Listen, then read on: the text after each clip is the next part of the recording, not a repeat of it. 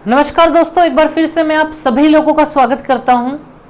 तो दोस्तों आज हम लोग स्टार्ट करने जा रहे हैं वॉल्यूम, जिसे हम हिंदी में कहते हैं आयतन। ठीक है, तो दोस्तों ध्यान से समझिएगा। वॉल्यूम यानी आयतन का नाम सुनते से ही कई लोगों को बहुत सारी चीजें, सिलेंडर बेलन याद आता होगा, या क्यूब घन याद आता होगा, या फिर घनाभ याद आता होगा। ठीक है, घनाभ यानी क्यूबॉइड जिसे हम बोलते हैं, या फिर किसी को प्रिज्म याद आता होगा, किसी को पिरामिड याद आता होगा। ठीक है, कई सारी चीजें ऐसे याद आती होगी। किसी को गोला यानी कि स्फीयर याद आता होगा, किसी को छिन्नक वगैरह याद आते होंगे। ठीक है, अब दोस्तों समझिएगा, इन सभी के सभी ने अलग अलग फॉर्मूले रट्टा मार मार के रखे हुए हैं। ठीक है, मैं आपको ऐसे तरीके यहां बताने वाला हूं। ठीक है, टोटल वॉल्यूम में हमारे पास यूं समझ लीजिए 10 से 12 शेप हैं। 10 से 12 शेप मतलब जैसे एक सिलेंडर हो गया, एक सिलेंडर मतलब बेलन हो गया, एक घन हो गया, घन यानी कि क्यूब हो गया, एक घनाभ हो गया। ऐसे टोटल 10 से 12 शेप है हमारे पास। ठीक है दोस्तों, मैं आपको बता रहा हूं, इनके किसी के भी अलग अलग फॉर्मूले याद करने की आवश्यकता नहीं है। आज की क्लास अगर आप पूरी देख लेंगे तो आपको किसी भी फॉर्मूले के बारे में चिंता करने की आवश्यकता बिल्कुल भी नहीं होगी। देखते सही कोई भी शेप आया, अगर आपके पास प्रिज्म आता है तो आप तुरंत बता देंगे कि इसका वॉल्यूम कैसे निकलेगा, इसका क्षेत्रफल कैसे निकलेगा, क्या होगा। इन सारी चीजों का आपको जवाब मिल जाएगा। ठीक है, तो दोस्तों बिल्कुल आपको याद करने की आवश्यकता नहीं पड़ेगी, बड़ी आसानी से चीजें याद हो जाएंगी आपको। ठीक है, और प्रैक्टिकल मतलब भी समझ में आएगा। क्लास के लास्ट में मैं आपको बहुत अच्छे से ये भी समझाऊंगा कि एरिया और वॉल्यूम में अंतर क्या होता है। कुछ लोगों को अभी भी कंफ्यूजन है, एरिया वॉल्यूम में अंतर क्या है। ठीक है, यानी कि क्षेत्रफल और आयतन में अंतर क्या है। वो अंतर मैं इस प्रकार से समझाऊंगा कि हमें आगे आने वाले क्वेश्चनों में दिक्कत नहीं आए कहीं भी। ठीक है, तो चलिए दोस्तों बिना किसी देरी के अब जो जो मैंने बात यहाँ बड़ी बड़ी की है उनको मैं यहाँ प्रूफ कर देता हूं। ठीक है, तो दोस्तों वॉल्यूम यानी कि आयतन में स्टार्ट कर रहा हूं। ठीक है, तो आप लोग हेडिंग डाल लीजिएगा, वॉल्यूम यानी कि आयतन। ठीक है, अब दोस्तों इसमें एक बात समझने वाली ये है। ठीक है, सबसे पहले मैं कहां से उठा रहा हूं देखिएगा आप लोग, प्रिज्म। वॉल्यूम में सबसे पहले हम क्या पढ़ने वाले हैं, प्रिज्म। प्रिज्म क्यों पढ़ रहे हैं, सबसे पहले कारण है उसका भी आपका समझ में आएगा। ठीक है, अगर मैं आपसे पूछ लूं सीधे सीधे शब्दों में कि बताइए प्रिज्म क्या होता है। अच्छा समझना, हिंदी मीडियम वाले भी समझना, प्रिज्म को हिंदी में प्रिज्म ही बोलते हैं। ठीक है, कोई अलग नाम नहीं है इसका। ठीक है, हिंदी में भी प्रिज्म ही बोलते हैं इसे हम लोग। ठीक है, तो दोस्तों अगर मैं आपसे पूछूं कि बताइए प्रिज्म क्या होता है, तो आप लोग इस चीज का क्या जवाब देंगे, क्या होगा प्रिज्म। तो अब आप लोग समझिएगा, कई सारी चीजें जो आपने अभी भी अलग अलग पढ़ रखी है ना, वो सभी मिक्स होके और इकट्ठी आपको आ जाएगी आपके सामने और आपको बड़ी आसानी से याद हो जाएगी। समझना प्रिज्म क्या होता है। ठीक है, बहुत अच्छा आपको समझ में आएगा। देखिए आप लोग दोस्तों, अभी अभी आप लोग जिस रूम में बैठ के ये वीडियो देख रहे हैं, उस रूम को अगर आप ठीक से देखोगे, उस रूम को अगर आप ठीक से देखोगे तो उसका जो जमीनी एरिया है, यानी ये फ्लोर वाला जो हिस्सा है और छत वाला जो हिस्सा है, ये लगभग एक जैसा हिस्सा होता है, सेम एरिया होता है। जैसा शेप इस जमीन का है ऐसा ही शेप इस छत का है। ऐसा है या नहीं है बताओ मुझे आप लोग देख के। ऐसा तो नहीं है कि ये जो नीचे वाला जमीन वाला हिस्सा ऐसा चौखुट है और ऊपर वाला ऐसा गोला बना हुआ है, कुछ ऐसा है क्या। एक जैसा हिस्सा है ना छत और इसका। बस प्रिज्म की डेफिनेशन यही होती है कि वो हर वस्तु जिसका जमीनी भाग यानी ये जो नीचे वाला हिस्सा है और जो छत है वो अगर एक जैसा दिखाई दिया तो उसे क्या बोला जाएगा, प्रिज्म बोला जाएगा। समझ में आया बात, प्रिज्म का क्या मतलब था। तो प्रिज्म की कई सारी वेराइटीज हो सकती है, मैं आपके सामने हर एक एग्जांपल रखता हूं प्रिज्म के। ठीक है, समझिएगा आप लोग। जैसे आपका जो घर है ना वो मैं यहां बना देता हूं।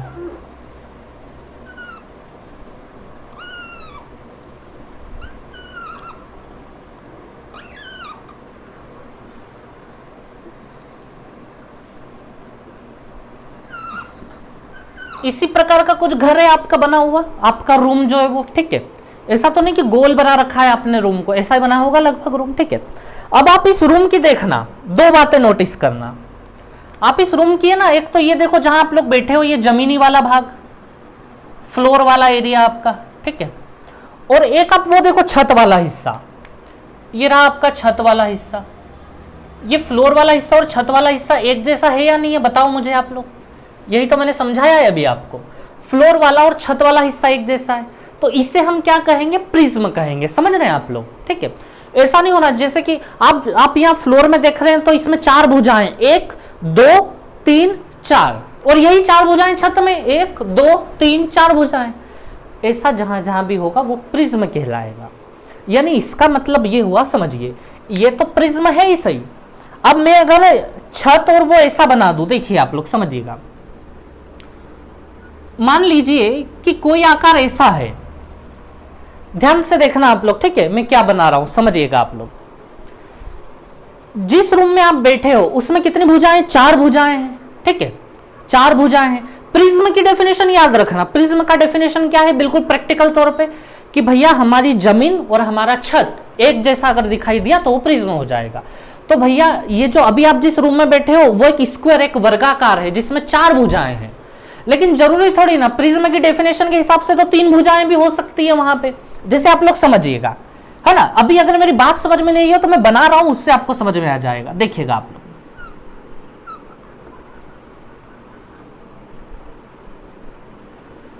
क्या ये भी आपको प्रिज्म दिखाई दे रहा है?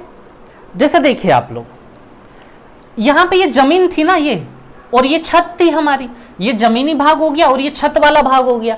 जमीनी भाग और छत वाला भाग एक जैसा था, देखिए मैंने यहां भी जमीनी भाग और छत वाला भाग एक जैसा बनाया है।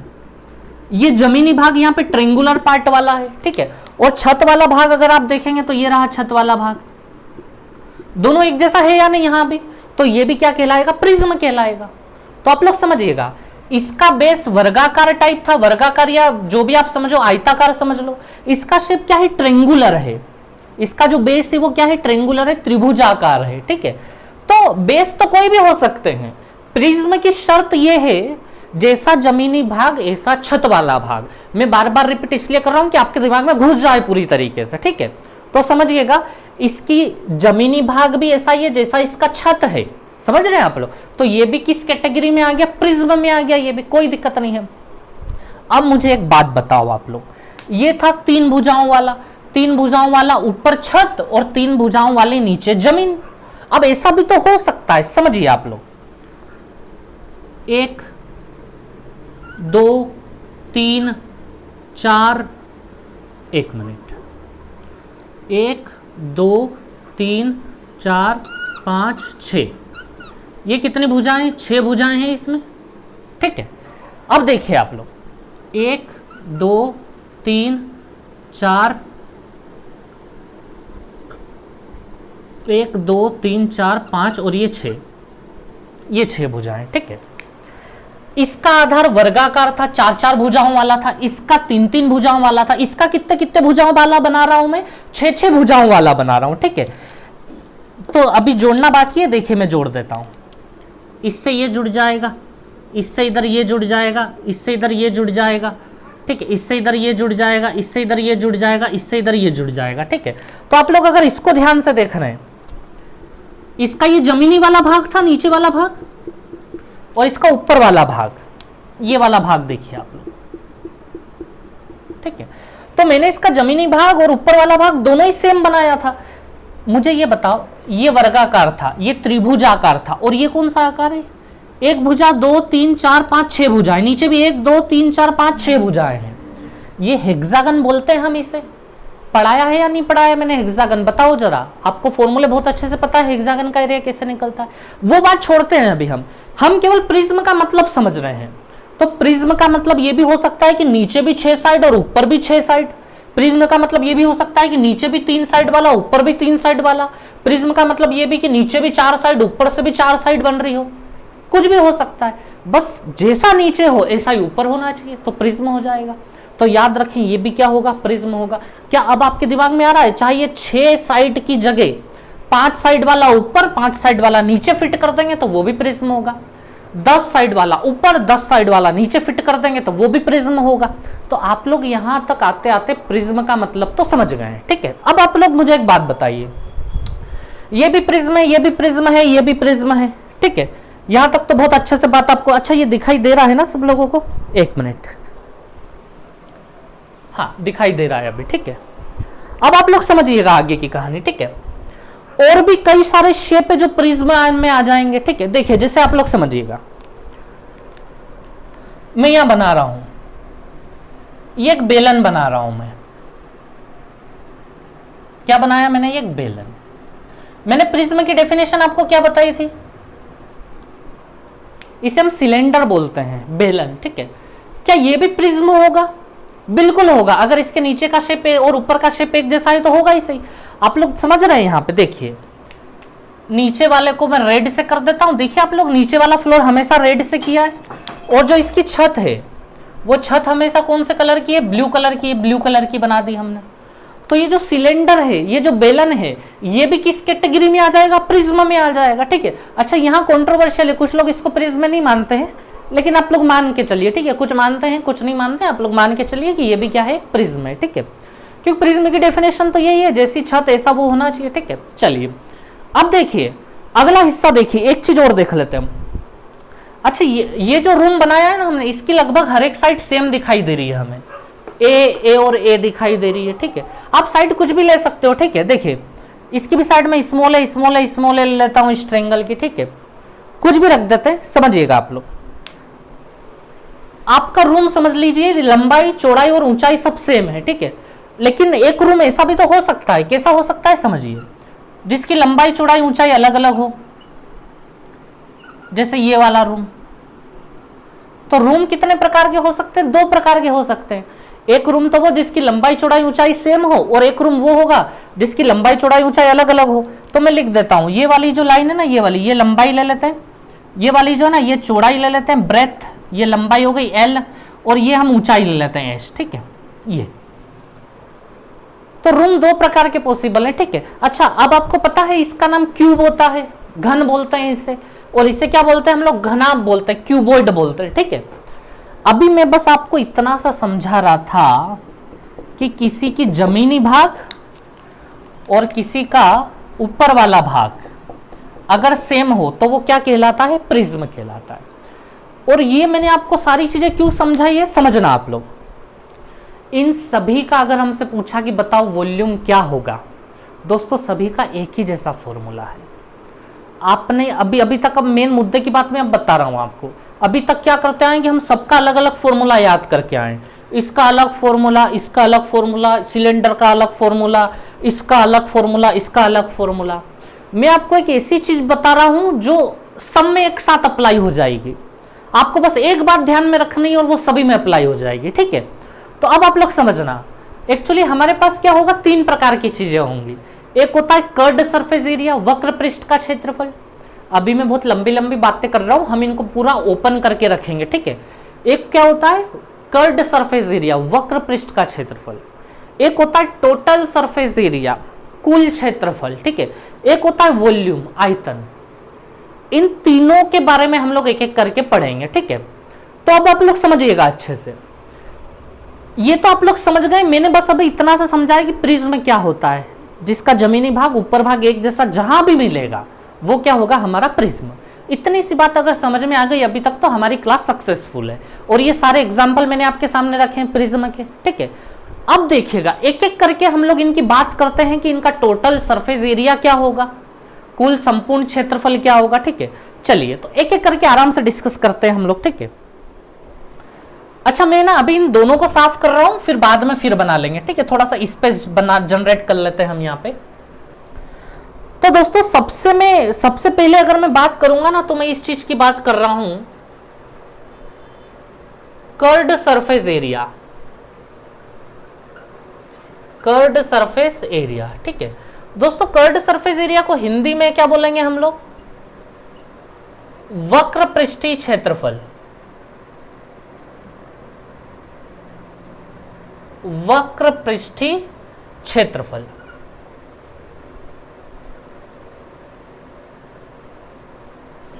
तो दोस्तों कर्व्ड सरफेस एरिया, जिसे हिंदी में बोलते हैं वक्र पृष्ठीय क्षेत्रफल, सबसे पहले तो यह समझने की आवश्यकता है कि यह होता क्या है।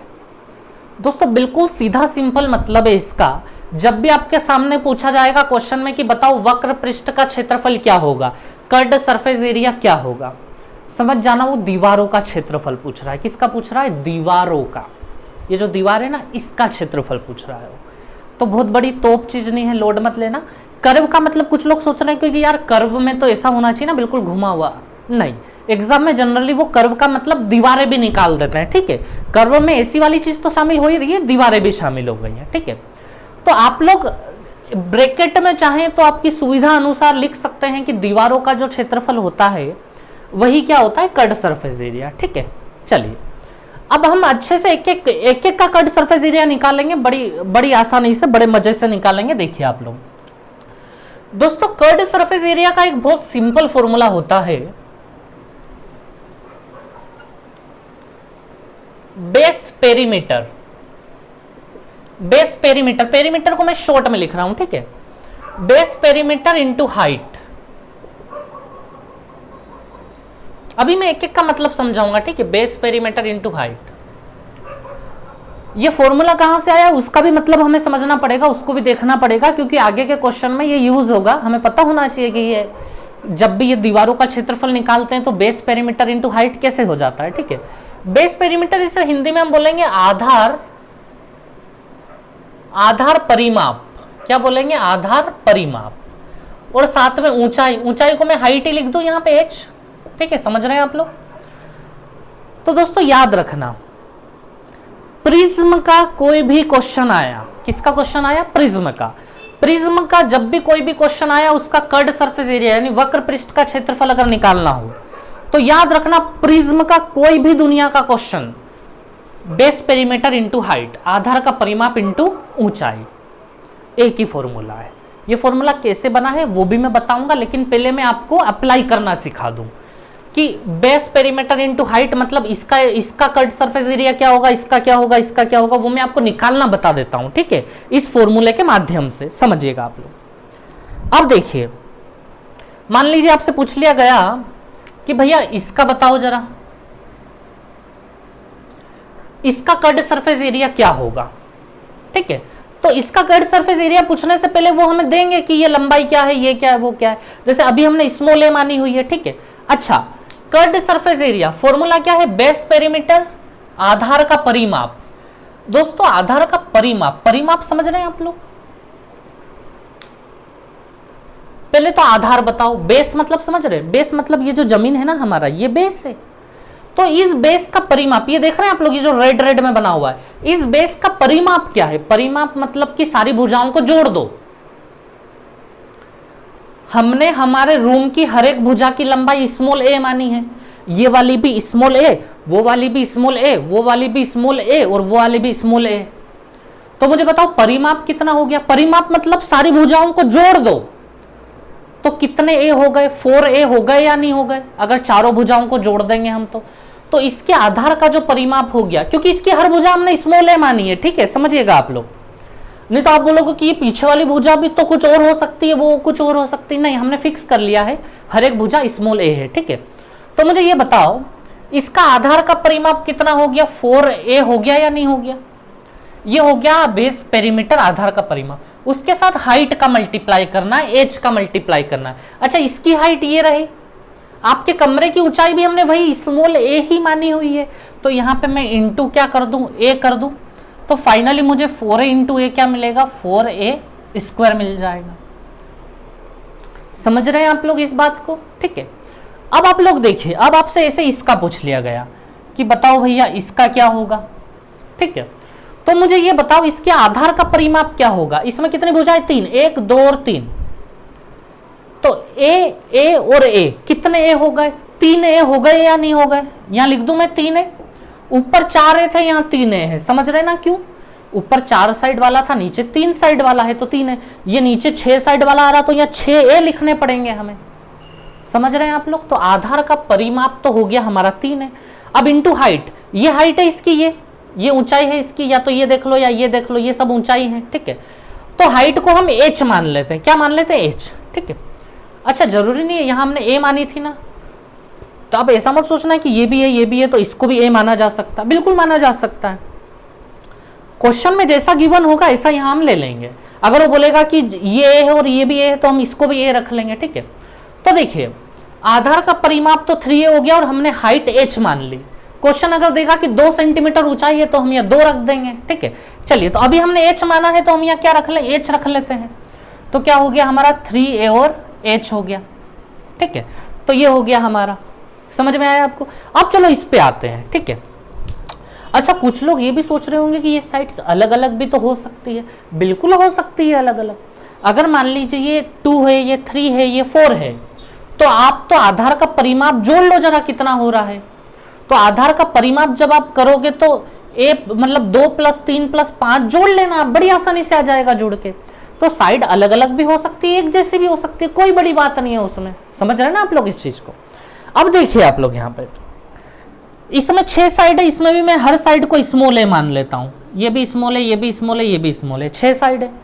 तो मुझे बताओ आधार का परिमाप 6a बोलेंगे हम लोग कि इसमें तो 6a हो गए।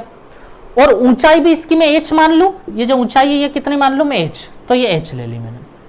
सभी का कनेक्शन सेम है, बेस परिमाप इंटू ऊंचाई।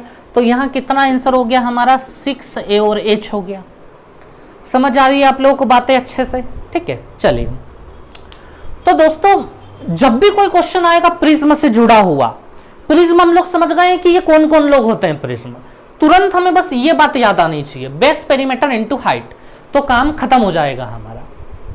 जैसे हमने यहां करा अभी, ये बेस का परिमाप था, ये a, ये a, ये a, ये 4 हो गए, यहाँ ये a, ये a, ये 3 हो गए, यहाँ 6 थे, 6 साइड थी तो 6 हो गए। और इसकी ऊंचाई मैंने स्मॉल ए मानी थी तो स्मॉल ए रख दिया, इसकी ऊंचाई मैंने h मानी। अच्छा, इसकी ऊंचाई भी आप h भी मान सकते हो, कोई दिक्कत नहीं है, ठीक है। जो दिया होगा वो रख लेंगे हम लोग क्वेश्चन में। ये h है तो ये h यहाँ फिट कर दिया मैंने। समझ रहे हैं आप लोग इन चीजों को, ठीक है। अच्छा, 2 लोग और बच गए हैं। 2 लोग में कौन बच गए हैं, मैं यही लिख लेता हूं, ठीक है। एक हमने बनाया था ना अभी बेलन, ऐसा बनाया था या नहीं बनाया था अभी। ये भी तो प्रिज्म है क्योंकि इसका भी जो जमीनी एरिया और छत वाला भाग एक जैसा है। तो मुझे ये बताओ, इसका अगर आपको बताना हो कर्ड सरफेस एरिया, वक्र पृष्ठ का क्षेत्रफल, तो क्या बताओगे आप, बेस पेरीमीटर। बेस पेरीमीटर मतलब ये एक सर्कल है, और मुझे बताओ इस सर्कल का परिमाप क्या होगा, वृत्त की परिधि क्या होगी, सरकमफ्रेंस ऑफ सर्कल 2πr होता है या नहीं होता है, 2πr होता है या नहीं होता है, बताओ मुझे। इस चीज का परिमाप क्या होगा, आधार का परिमाप। यहां भी मैंने आधार का परिमाप लिया, a और a और a और a 4 है। इसी प्रकार से सर्कल का परिमाप क्या होता है, 2πr होता है या नहीं होता है, ठीक है। उसके साथ इसको मैं h मान लूं, h तो मल्टीप्लाई h हो जाएगा। तो ये क्या हो गया, 2πrh हो गया, खत्म बात। समझ रहे हैं आप लोग। और एक और मैंने क्या बनाया था अभी, एक मैंने ये बनाया था क्यूबॉइड, घनाभ, जिसकी सारी भुजाएं अलग अलग थी, ठीक है। जैसे देखिए, ये लंबाई मान लेता हूं मैं, ये चौड़ाई मान लेता हूं मैं, ये चौड़ाई, और इसको मैं ऊंचाई मान लेता हूं, लंबाई चौड़ाई और ऊंचाई, ठीक है। अब मुझे बताएं आप लोग, इसको थोड़ा समझिएगा। इसका अगर मैं आधार देखूं, ठीक है, इसका आधार देखिएगा ठीक से, ये लंबाई है इसकी, ये चौड़ाई है इसकी, ठीक है। अब मुझे बताओ ये लाइन, ये पूरा आधार है इसका 4 साइड वाला, 1 2 3 4, 1 2 3 4, आधार समझ गए ना आप लोग, ये आधार है इसका, ठीक है। तो मुझे बताओ मैंने जो शेप बनाया है लंबाई चौड़ाई, तो ये अगर L है तो ये वाली लेंथ भी L होगी, ये वाली भी L होगी। ये अगर B है तो ये वाला भी कितना होगा, B होगा, ठीक है। तो मुझे बताओ इस आधार का परिमाप कितना हो गया, इन चारों को जोड़ दो तो 2 तो L हो जाएंगे और 2 B हो जाएंगे, तो 2L + B क्या होगा, 2L + B हो जाएगा ये, ठीक है। और इंटू क्या करेंगे हम लोग, ऊंचाई, ऊंचाई भी तो करना पड़ेगा ना। ये तो आधार का परिमाप हो गया, आधार परिमाप कितना हो गया, 2L और 2B हो गए। अब साथ में ऊंचाई भी तो करना पड़ेगा ना, तो ये मैं क्या लिख दूं, यहाँ पे H लिख देता हूं मैं।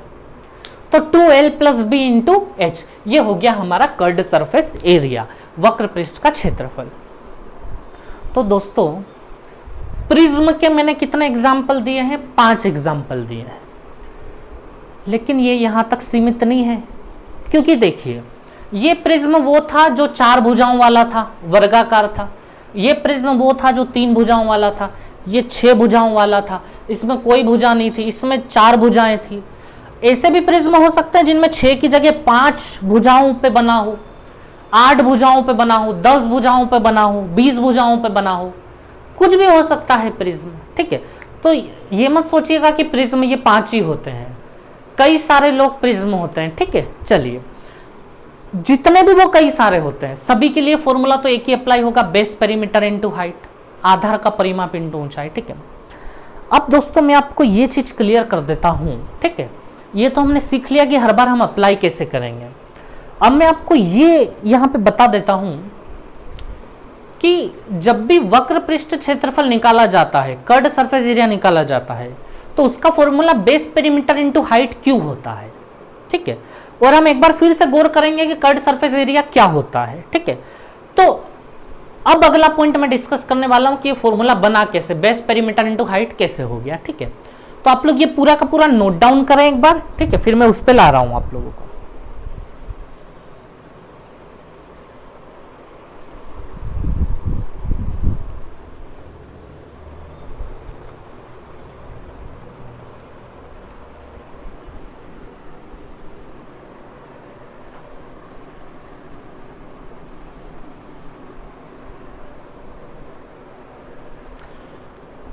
चलिए, तो मैं आपको एक फॉर्मूले के थ्रू ये बात बताता हूं कि ये फॉर्मूला बना कैसे, ठीक है। अगर आपको ये बात पता होगी ना कि ये फॉर्मूला कर्ड सरफेस एरिया, सबसे पहले तो ये पता होना चाहिए कर्ड सरफेस एरिया बोलते किससे हैं। उसके बाद दूसरी बात ये पता होनी चाहिए कि इसका ये फॉर्मूला कैसे बना है। अगर ये दो बातें हमें पता है तो आज के बाद दुनिया का कोई भी क्वेश्चन इससे जुड़ा हुआ आया, आप बड़ी आसानी से हंसते खेलते हुए कर जाओगे, ठीक है। चलिए, तो हम जान लेते हैं। सबसे पहली बात, कर्ड सरफेस एरिया, वक्र पृष्ठ का क्षेत्रफल मतलब क्या होता है, मैंने आपको बताया, दीवारें समझ लो, दीवारों का क्षेत्रफल। और मैंने आपको ये बताया था ये कर्ड का मतलब तो ऐसा सर्कुलर होता है, लेकिन जरूरी नहीं है, एग्जाम में जो क्वेश्चन पूछे उन्होंने दीवारों को भी कर्ड सरफेस एरिया ही बोला है, ठीक है।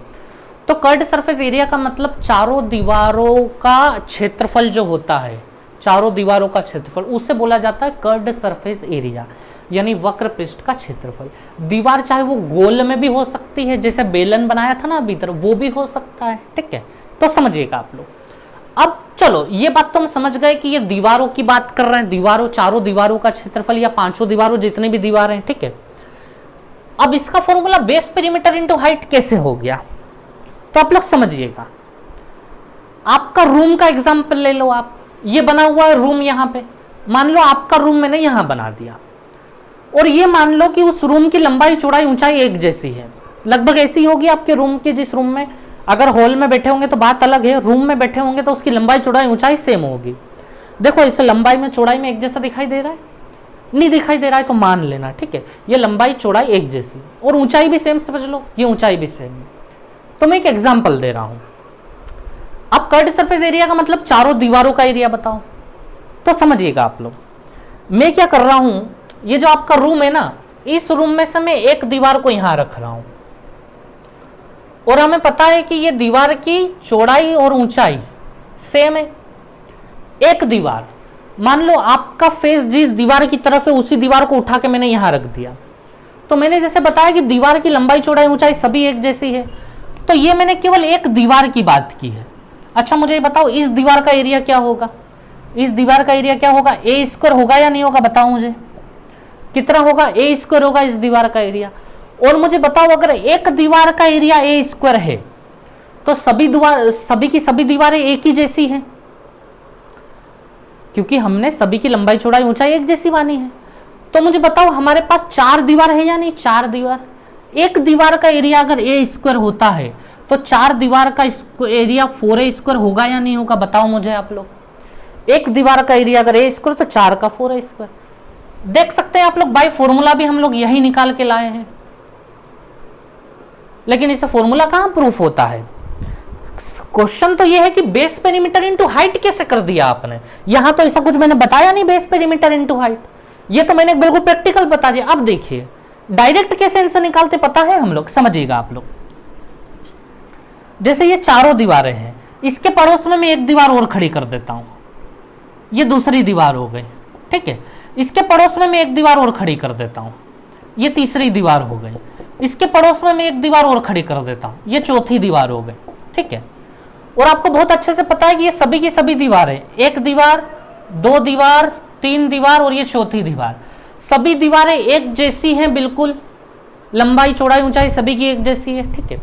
तो मुझे ये बताओ, अगर अब इन चारों दीवारों का एक साथ एरिया निकालना हो, ये चारों दीवारों का क्या निकालना हो, एक साथ एरिया निकालना हो, ठीक है। तो समझिएगा आप लोग, इस वाले को देखिए, इतनी इतनी साइज ए है, इसकी भी इतनी इतनी साइज ए है, इसकी भी इतनी इतनी साइज ए है, इसकी भी इतनी इतनी साइज ए है, और ये क्या है, ये भी ए है हमारा, ये भी स्मॉल है, ये ऊंचाई है हमारी। तो आप लोग समझिए, इस पूरे का एरिया अगर इकट्ठा करके निकालना हो, मतलब चारों दीवारों को इकट्ठा करके निकालना हो, तो क्या करोगे? तो दोस्तों आपने आयत का क्षेत्रफल पढ़ा है ना, ये आयताकार चीज है या नहीं है, मुझे बताओ आप लोग। रेक्टेंगल है या नहीं है? ये रेक्टेंगल का एरिया कैसे निकालते हैं? Base into height, 4a into a, base into height करते थे या नहीं करते थे हम लोग? तो दोस्तों देखिए, बेस कितना हो गया, a plus A plus A plus A, 4a हो गया या नहीं हो गया? 4a इंटू ए यानी कि 4a स्क्वायर एरिया हो गया नहीं? जो चीज हमें यहां करी वो यहां करी हमने। तो हो क्या रहा है पता है, हमने चारों दीवारों को एक ही लाइन में खड़ा कर दिया और बोल दिया कि ये स्मॉल है, स्मॉल है, स्मॉल है, स्मॉल है। मतलब चारों दीवारों का परिमाप जुड़ गया ना, नीचे नीचे वाला पूरा हिस्सा जुड़ गया। तो इसलिए हमने बोला कि आधार का परिमाप ले लो।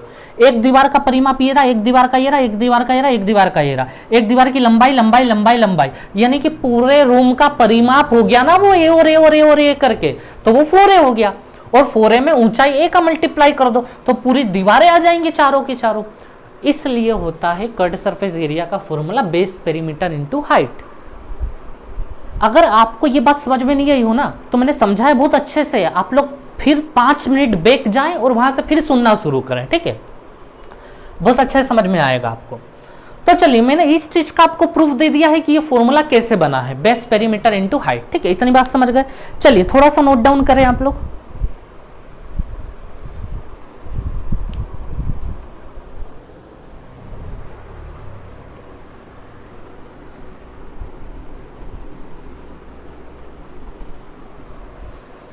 अब समझिएगा आप लोग, वॉल्यूम में हमसे 3 चीजें पूछी जाएंगी, 3 चीजें। एक हमने पढ़ ली है, कर्व्ड सरफेस एरिया, वक्र पृष्ठ का क्षेत्रफल। Number 2, total surface area. क्या पूछा जाएगा? टोटल सरफेस एरिया, या तो इसे संपूर्ण क्षेत्रफल बोला जाएगा या कुल क्षेत्रफल। संपूर्ण क्षेत्रफल बताओ, ठीक है, टोटल सरफेस एरिया यानी संपूर्ण क्षेत्रफल, ठीक है। अब आप लोग मेरी बात सुनिए, जैसे आपका मकान है, आपका घर है, ठीक है, उसमें आपसे पूछ लिया कि संपूर्ण क्षेत्रफल बताओ क्या होगा। संपूर्ण मतलब चारों की चारों दीवारें तो आई गई, और क्या बच गया? और हमारा एक फ्लोर बच गया और हमारी एक छत बच गई। इसके अलावा कुछ और दिखाई दे रहा है आपको रूम में? इससे पहले हमने क्या निकाला था? केवल दीवारें निकाली थी, लेकिन अब वो ये बोलना चाह रहा है कि दीवारों के साथ साथ जमीनी भाग भी निकालो और छत वाला भाग भी निकाल के दो। तो अब हमें 4 तो दीवारें और एक जमीनी भाग और एक ऊपर वाला भाग। तो देखिए हम क्या करेंगे, टोटल सरफेस एरिया जब भी निकालना हो तो एक तो कर्व्ड सरफेस एरिया लेना ही पड़ेगा। कर्व्ड सरफेस एरिया मतलब दीवारें आ गई इसके अंदर, प्लस दीवारों के साथ क्या लेना? अच्छा, कर्व्ड सरफेस एरिया समझ रहे हैं ना, अभी पढ़ा हमने, वक्र पृष्ठ का क्षेत्रफल। एक तो हमारे पास क्या आ गया, कर्व्ड सरफेस एरिया मतलब दीवारें आ गई, लेकिन अब दीवारों के साथ जमीनी और ऊपरी भाग दोनों जोड़ना पड़ेगा। और आपने देखा है प्रिज्म में क्या होता है, जमीन वाला भाग और छत वाला भाग एक जैसा होता है। तो हम क्या करेंगे, मैं यहां लिख देता हूं 2 multiply base area, 2 multiply base area. समझे आप लोग? ये जो बेस का एरिया है ना, ये बेस एरिया जमीनी भाग, इसको मैं डबल कर दूं, डबल करने से जमीनी भाग तो आ ही जाएगा और छत वाला भाग भी आ जाएगा। आ जाएगा या नहीं आ जाएगा बताओ मुझे आप लोग। तो दोस्तों चारों दीवारें किसने कवर कर ली? कर्व्ड सरफेस एरिया ने कवर कर ली, वक्र पृष्ठ के क्षेत्रफल ने। और जो जमीनी भाग और ऊपर भाग किसने कवर कर लिया? इसने कर लिया, 2 टाइम्स इंटू बेस एरिया। ये जो आधार का क्षेत्रफल इसका डबल कर लो तो ये जमीनी भाग और छत भाग दोनों आ जाएगा। तो आप लोग समझ रहे हैं ना? अच्छा, हिंदी मीडियम वाले समझ रहे होंगे, वक्र पृष्ठ का क्षेत्रफल ऑलरेडी हम पढ़ चुके हैं। बेस एरिया यानी आधार क्षेत्रफल लिख लें आप लोग, ठीक है, बहुत बड़ी चीज नहीं है, आधार का क्षेत्रफल, ठीक है। चलिए, तो आप लोग इस चीज को समझ गए अच्छे से। अब देखिए आप लोग, मैं एक एक करके इन सबका फिर से निकालता हूं, ये भी चीज टोटल सरफेस एरिया भी निकालता हूं, ठीक है। इसका टोटल सरफेस एरिया कैसे निकलेगा?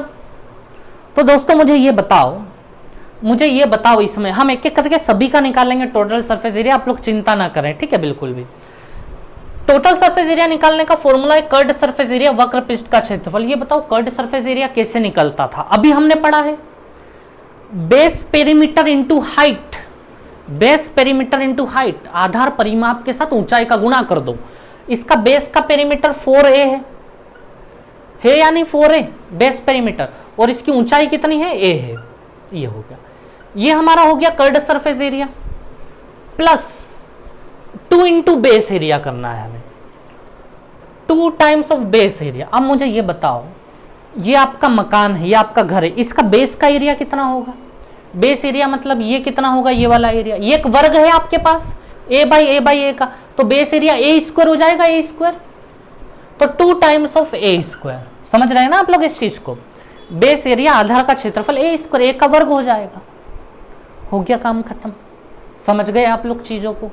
तो भैया जब भी ऐसा आया तो ये 4a square plus 2a square करोगे तो ये 6a स्क्वायर हो जाएगा।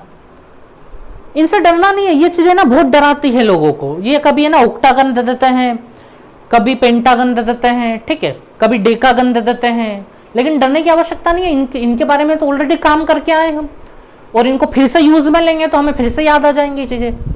चलो इसका बताओ जरा, curved surface area. Curved surface area पहले निकाल लेंगे हम, यानी कि बेस का परिमाप, आधार का परिमाप, इसके आधार का परिमाप 3a हो गए, इंटू हाइट, हाइट h मानी है हमने, इसकी h हो गई, plus 2 into base area, plus 2 into base area. अच्छा इसका बेस एरिया क्या होंगे? ये ट्रायंगल का एरिया क्या होंगे? इसकी जमीनी भाग ये रहा, छत वाला भाग ये रहा। इस ट्रायंगल का एरिया क्या होगा? सभी साइड स्मॉल है, स्मॉल है, स्मॉल है, इक्विलेटरल ट्रायंगल, समबाहु त्रिभुज। समबाहु त्रिभुज का एरिया क्या होता है? √3/4 और a स्क्वायर होता है या नहीं होता है? बताओ मुझे आप लोग। ये आ जाएगा ऐसे आंसर इसका। समझ में आया आप लोगों को कैसे कर रहे हैं हम लोग चीजों को? ठीक है, ऐसे ही आप इस पे आ जाओ एक बार। तो मुझे बताओ, इसमें पहले तो कर्ड सरफेस एरिया निकाल दें हम। इसमें 4a था, इसमें 3a था, और इसमें 6 है। ये 4 साइड वाला था, 3 साइड वाला था, 6 साइड वाला, तो ये हो जाएगा 6a into h plus 1 minute 2 times of base area. अब मुझे बताओ इसका बेस एरिया कैसे निकलेगा? आपको याद है, मैंने अभी 2D में पढ़ाया है पिछली लास्ट क्लास में, लेक्चर नंबर 16-17 में। हेक्सागन का एरिया कैसे निकलता है? How to find the area of hexagon? याद है आप लोगों को कैसे निकलता है हेक्सागन का एरिया? याद है या नहीं? मैं छोटा सा एक डेमो दे देता हूं, ठीक है। जैसे ये हेक्सागन बना हमारा, ठीक, तो हेक्सागन में क्या होता है, एक कोई मिड पॉइंट मान लो, वहां से अगर आप ये मिलाओगे तो 6 इक्विलेटरल ट्रायंगल बन जाते हैं। क्या बन जाते हैं? 6 इक्विलेटरल ट्रायंगल। ये भी स्मॉल है, ये भी स्मॉल है, ये भी स्मॉल है, ये भी स्मॉल है, और ये भी स्मॉल है, और ये भी स्मॉल है, और फिर ये भी हो जाते हैं, ये भी स्मॉल है, ये भी स्मॉल है, ये भी स्मॉल है, ये भी स्मॉल है, ये भी। अगर ये स्मॉल ए है सभी के सभी, तो फिर इनकी भी लंबाई स्मॉल ए ही होती है। ऐसा क्यों होता है वो हम पढ़ चुके हैं पहले ही, है ना। अब अगर आप भूल गए हो तो लोड मत लेना, अभी तो अब आगे बढ़ो, वो वहां फिर से देखेंगे तो आपको मिल जाएगा। तो हमें पता है इसमें 6 इक्विलेटरल ट्रायंगल बनते हैं, 1 2 3 4 5 और 6 इक्विलेटरल ट्रायंगल बनते हैं। तो जो बेस का जो एरिया होगा, मतलब इस हेक्सागन का area 6 time equilateral triangle, 6 equilateral triangle, तो 6 मल्टीप्लाई √3/4a स्क्वायर, ये इक्विलेटरल ट्रायंगल का एरिया होता है। लेकिन 6 इक्विलेटरल ट्रायंगल है तो 6 टाइम्स ऑफ √3/4a स्क्वायर, ठीक है। तो दोस्तों अब आपको अच्छे से बात समझ में आ गई है कि किसी भी चीज का टोटल सरफेस एरिया कैसे निकलेगा। अच्छा देखिए, अब वो जो 2 लोग और थे ना जो हमने इधर चलाए थे, उनका भी देख लें हम लोग। आप इसको नोट डाउन कर सकते हैं, ठीक है, और उन दोनों को भी देख लेते हैं हम लोग, ताकि आपको कहीं भी कोई भी परेशानी नहीं आए, ठीक है।